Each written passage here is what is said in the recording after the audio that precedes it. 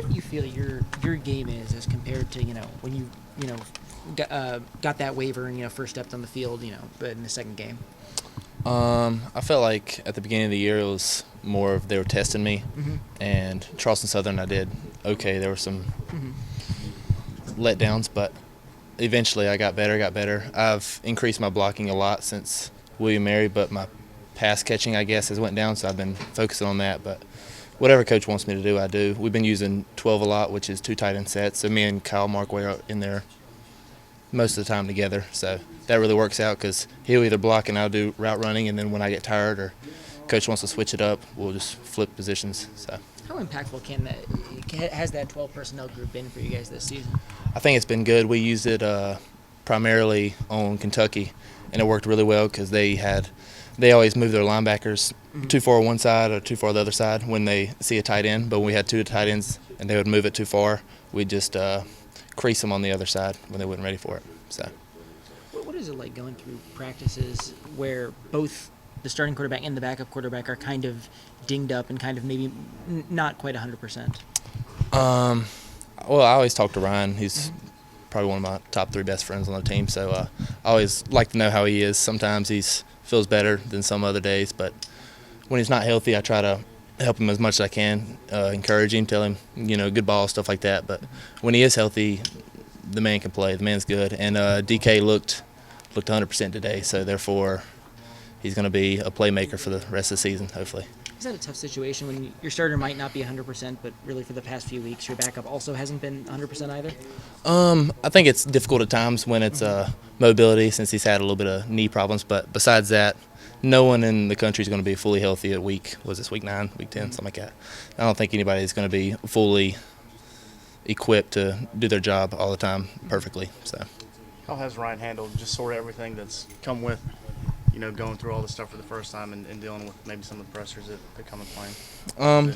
Pretty good. He was during the preseason, everybody's working for the starting job. He got the new number 2 job, and unfortunately for Jake, but I guess fortunate for Ryan, he got the starting position from a injury. And then, ever since then, it's been Ryan and DK battling out. Even after Ryan started for the past 5 weeks, him and DK are still battling out to see who plays. So you never know. So he's always giving his all during practice, and if he gets the call on game day, he does what he does. Yeah, and he seems pretty headstrong with all the stuff that he's kind of grown up with. That he doesn't really have any issues with. He's been through a lot, but he's known how to overcome it. And injury in football is nothing compared to what he's been in life. So, great guy. How do you feel like this team started games this year with the script play you guys run? I think coaches are putting us in the best position.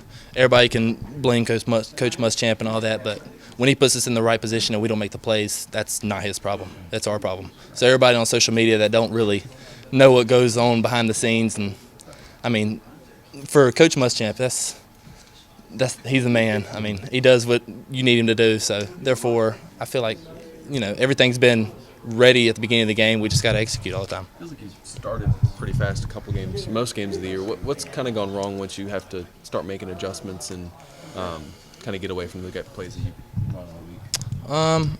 I'm not real sure. Everybody's going to make different adjustments, especially if we're creasing somebody, they'll make adjustments on defense, and we just got to find ways to make it work on offense again. Ever since, if you think about it, there's a way we could have been, 7-1, 6-1, something like that.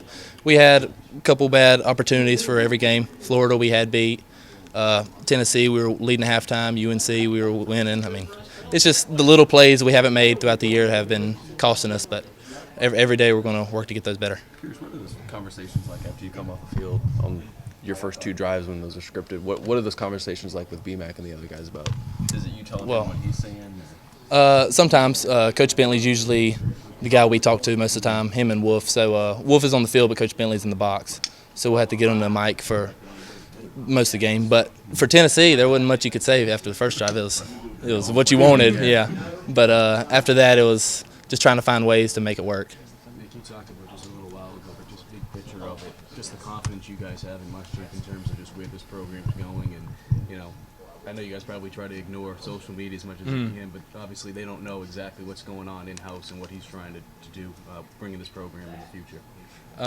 Yeah, he's the man I would want running this thing. And, everybody can say what they want. It's whatever. Everybody's got opinions. But at the end of the day, when I was in the recruiting process, he was the only one that wanted me to play this year. All the other coaches I went and saw, other visits I took, they were like, you'll sit out a year and no one play. And Coach Muschamp said, heck no, I want you to play, so you're going to play. And eventually that worked out, and ever since then I've been head over heels going, I'm behind him, without a doubt. You touched on this a little bit earlier, but has there been more of a focus from the coaches and from the senior leaders about the importance of finishing up strong in the fourth quarter, especially where you are now in the season? Yeah, for the most part, we've had difficulty in the fourth quarter. As you can tell, we've lost, I think, 3 or 4 games this year from the fourth quarter. But every week's a new week, so we're going to work on what we got to work on. We've been working on it all year. Hopefully we'll get better at it, more than we've gotten better at it, so hopefully that'll work out. How do you guys put those losses behind you? Obviously, putting one loss behind you on a Sunday is one thing, but 2 tough losses in a row, and they start to pile up. How do you guys kind of bounce back from that? Well, me personally, I try to look at it positively. That's all you got to have in life is positivity. You can be mad someone has something, or you can be grateful for what you got. Some people don't get to play the game, so being 3-5 is pretty good compared to not being able to play the game. But it is what it is. We've lost games that we should have won. We should be a top 20 ranked team in my opinion. But at the end of the day, you just got to look forward, because ain't nothing we can do about Florida. Ain't nothing we can do about Tennessee. Don't let Tennessee beat us twice, so we're going to have to work on Vanderbilt. Nick, do you guys put any extra pressure on yourselves these last 4 weeks, knowing that margin for error for a bowl game's pretty small? Not really. I wouldn't, UNC game, we're going to play the same as we play Vanderbilt, App, Texas A&M, Clemson, don't matter. But we know what we got to do to get a bowl game, but I want to go 7-5. I don't want to go 6-6 and make the bowl game. I want to go 7-5. So hopefully we're going to work on that and see where it leads us. How many times a day or week do you hear Muschamp say, do your job?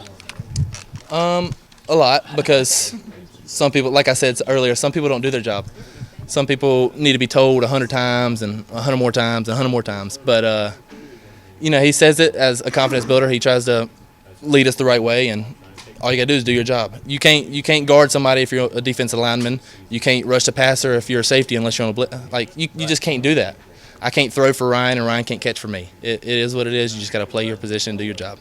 Does it become more difficult to stay focused like that when you're struggling? Because I would think the impulse would be, I want to try to do more. I want to try, and then you get outside yourself and it becomes worse.